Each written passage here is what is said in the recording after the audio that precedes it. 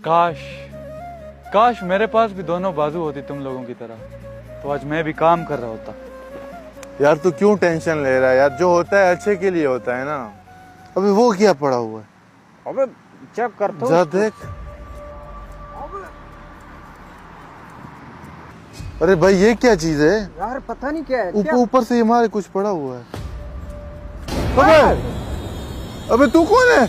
मेरे आका, आपकी बदौलत मैं आजाद हो गया। आप मुझे अपनी कोई भी एक ख्वाहिश बताए।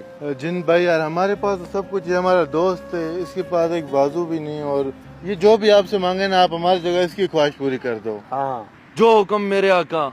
मैं आपको दो ऑप्शन देता हूँ, या तो मैं आपको 10 करोड़ देता हूँ, या तो इसके दोनों बाजू एक जैसे कर देता हूँ। जिन भाई पैसे तो मैं फिर भी कभी कमा लूंगा, आप ऐसा कर दें यार, मेरी जो दोनों बाजू है ना एक जैसी कर दें। जो हुक्म मेरे आका।